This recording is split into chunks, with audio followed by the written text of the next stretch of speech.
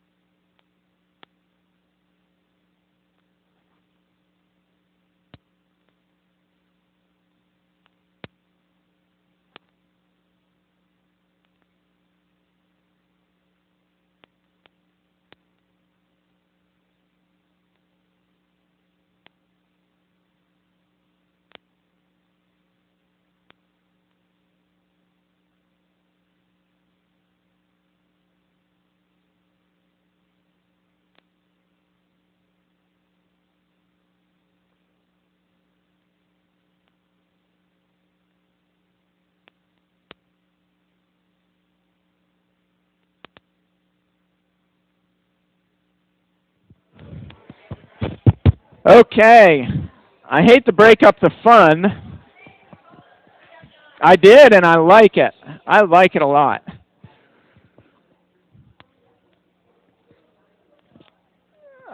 Sometimes I think we forget the nurturing part of coming together and worshiping, and so we lose that focus. And so we get in, we do our thing. We're kind of in the worship zone, right?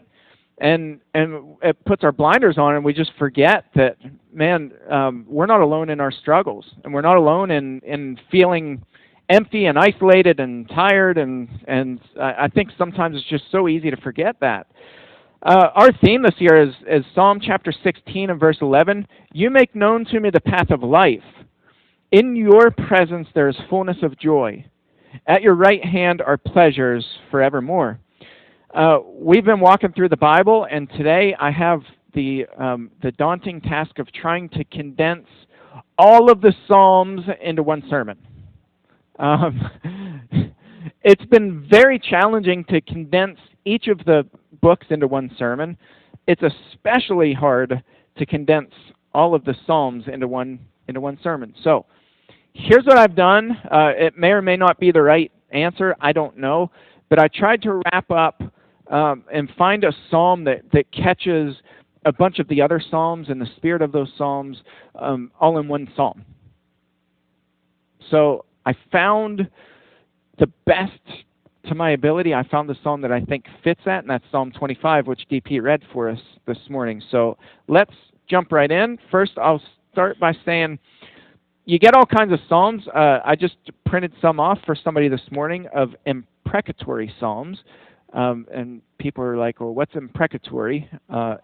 Imprecatory means where you are asking God to inflict his judgment or harm upon your enemies. People who don't want to change, they have no desire to change, they enjoy inflicting harm on innocent people. By the way, that's still as biblical in the New Testament as it was in the Old. And I'm going to do a series on this in the adult class.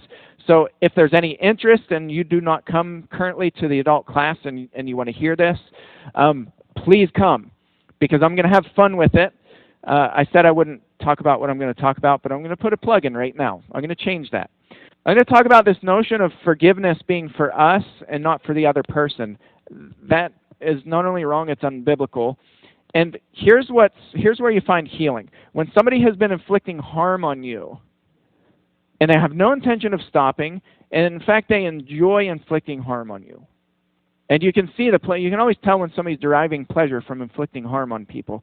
When they have no desire to stop and they're doing it to other people, imprecatory prayers are much more healing for you than giving forgiveness to somebody who doesn't give a care in the world. And in fact, they're laughing at you when you're forgiving them.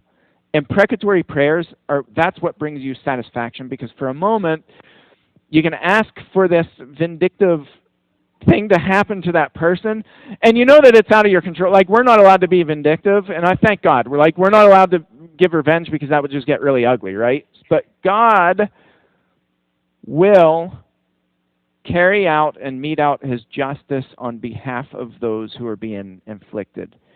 And that is not only a biblical prayer, it feels wonderful to pray that prayer. It's a wonderful... Okay, I better stop before I get too excited about that, and you guys are going to think I'm sadistic. So there are imprecatory psalms. There are psalms of lament, and I think this is, we miss this a lot, that a lot of the psalms are just crying out and crying, and they're depressing, and you read them and you're like, okay, where's the happy ending where the guy rides off into the sunset? And you're looking for it and it's not there. Those are psalms of lament. Those are powerful, powerful, powerful psalms because they validate our pain and our hurt and our sorrows. And God bottles up the tears, right? And he keeps them. He treasures the tears. It's a beautiful thing. We don't hear that very often, but you'll find it in the Psalms. The tears of God's people are a beautiful thing, and he bottles them up. And he cherishes your tears. By the way, God created us with the ability to cry. We're like, we ever feel that way? We're talking to people and we're like, hold on, and we apologize. We're like, I'm so sorry. I'm sorry I'm crying. I always tell people, why? Let it out. Crank that valve wide open and let it out. We need not apologize when we cry. We need to stop it, stop it, stop it. Stop it. Don't apologize when you cry. Let it roll. Then we have, of course, your psalms of praise and just your prayer psalms. And there's just so many wonderful psalms. So anyway, chapter 25, I think, hits on a lot of these, and it's a great psalm. So we're going to go through it. Psalm 25, David writes this psalm. If you remember King David, the mighty warrior, right? The guy who slayed Goliath. The guy who were like, man, I wish I could be David. And he was a man after God's own heart. And, nothing ever went wrong for him. Wrong answer, right? David struggled like nobody else struggled. This guy, he fought depression. This guy, as a king, was hiding in a cave. Do you understand how embarrassing that is? Do you understand how humiliating that is? When you are the king of Israel and you're hiding in a cave because your enemies are more powerful than the fiercest warrior on earth. It's not like David was just some king who was a pencil pusher. Like a lot of our politicians, right? They've never worked a real job in their life. They've never gotten their fingers dirty, but they want to tell everybody else how to do their jobs. That's not David. David was a mighty warrior who's terrified. And he's hiding in a cave because his enemies are that fierce. He struggled. He was an adulterer. Made a lot of really poor decisions. He made decisions that cost tens of thousands of people their lives. Remember the census debacle? David just made so many mistakes, and he just struggled. And he cried out to God, and yet his heart was just pure. He was a pure, pure guy who really made mistakes. See, purity is not being free of mistakes. We mistake that a lot. As Christians, we're like, man, you're called to this high standard. That's true. And, man, if you make mistakes, we're just going to hammer you into the ground. Sometimes that needs to be done, but quite honestly, purity and holiness is about acknowledging how messed up you are and righting the wrongs that you've made, and that's called repentance. And you beg and you seek forgiveness, not only from God, but from the people who you've harmed. So David's writing this psalm, and he says, "To you, Lord, I lift up my soul." Right off the bat, who's David bowing to? God. He's not bowing to people. He's bowing to God. Do you think he ever caught heat for that? You bet. "Oh my God, in you I trust. Let me not be put to shame. Let not my enemies exult over me. Indeed, none who wait for you shall be put to shame. They shall be ashamed who are wantonly treacherous." You hear what he's saying? God, those people who are wantonly means you desire, you want, you crave, you long for being treacherous. He's not talking about people who just slip up and make mistakes. He's saying those people who long to inflict harm, and they're just looking, they're hunting for people to destroy. God, man, they're going to be ashamed. But those who wait for you shall not be put to shame. Verse 4, "Make me to know your ways, O Lord. Teach me your paths." Isn't that interesting? Our theme in Psalm 16 and verse 11 says this: "You make known to me the path of life. And in your presence there's fullness of joy. At your right hand are pleasures forevermore." This isn't like, God, you make known to me your path, and once that path is known, and once it's before me, man, I just see it crystal clear, and I'm going to stay on that path, and I'm going to be focused, and man, you're just going to bless me. It's a mistake to think that God just lays this path out and that it's going to be so blatantly obvious and that we're just not going to struggle. We're going to be on this path and we're going to be like, do. You know, Paul, again, when Paul using this language, he says, "I run this race that's been marked out before me. I run with endurance." Paul's focused on this goal. He says, "I beat my body to make it a slave." It's a struggle to stay on that path. And here David's saying, "Make me to know your ways, O Lord. Teach me your paths." Don't just show me your paths. Teach me your paths. Instruct me, God. Show me. Tell me what it takes to be on this path, because right now I'm just struggling. Lead me in your truth and teach me. For you are the God of my salvation. For you I wait all the day long. Remember your mercy, O Lord, and your steadfast love, for they have been from of old. Remember not the sins of my youth, nor my transgressions. According to your steadfast love, remember me, for the sake of your goodness, O Lord. You ever have any sins that you keep remembering and they haunt you? If you're human, if you have a pulse right now, go like this. Do you ever have sins that you're like, man, if anybody finds out what I said, what I was thinking when I walked, even though I didn't say, we have those, sometimes you walk away and you're like, okay, that was probably the most unchristian thing that I just thought. All of us, we have things that, boy, if the videotape was rolling when we were younger,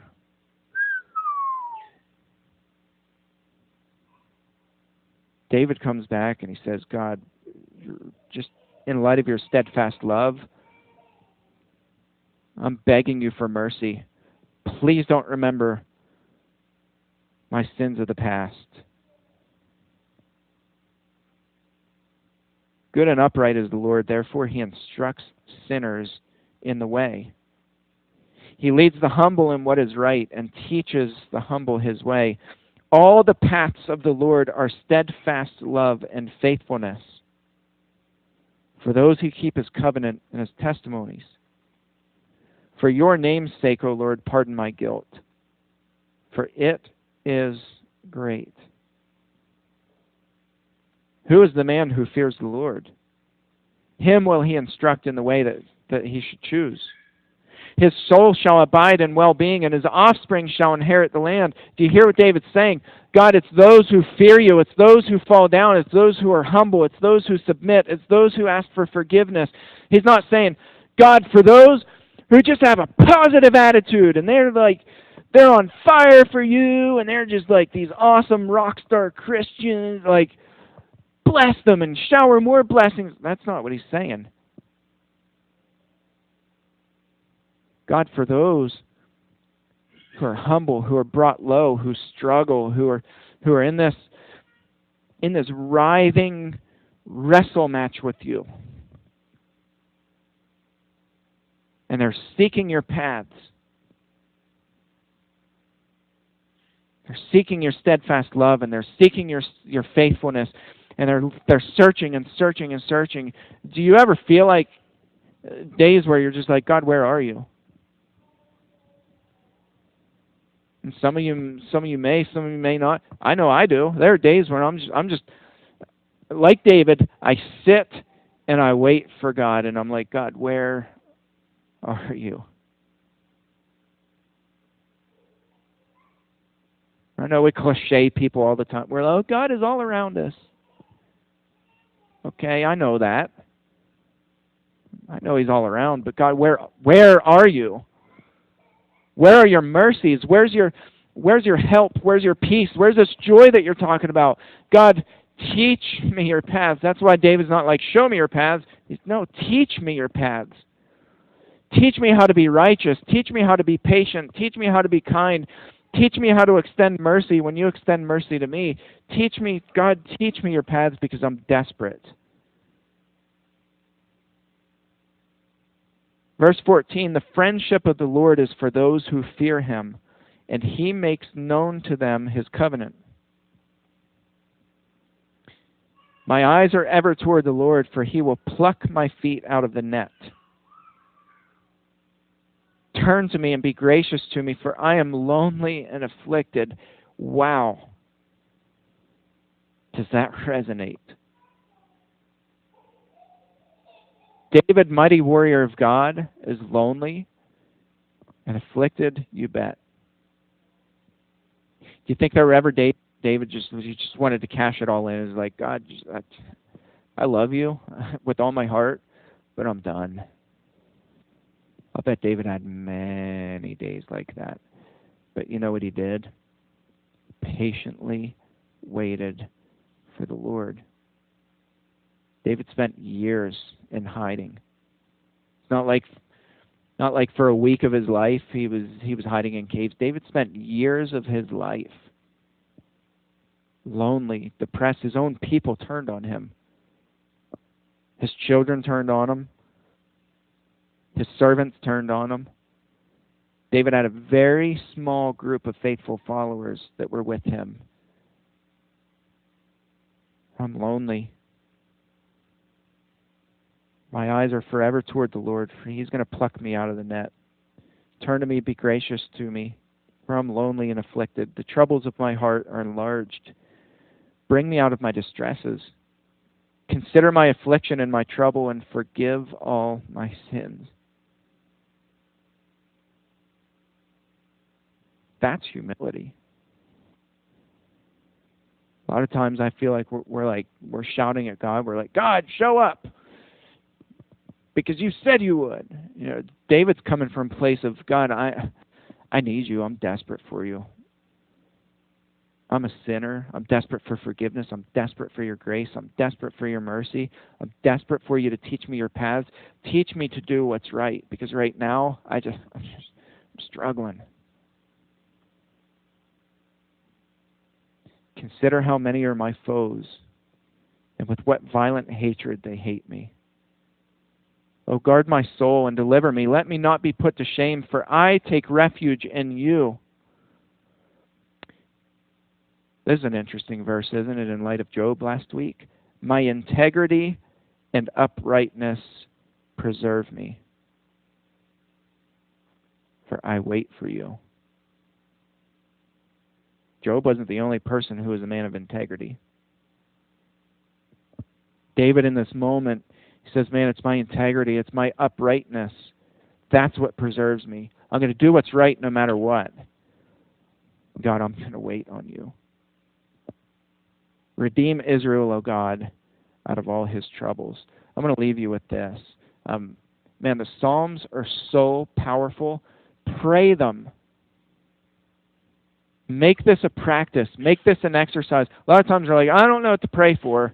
So I just I pull out a list and I'll just pray for people on that list. Well, that's fine, but you're not going to get quite the color and quite the dimension that you'll get when you pray through the Psalms. And pray them. These are prayers. The Psalms are a collection of prayers.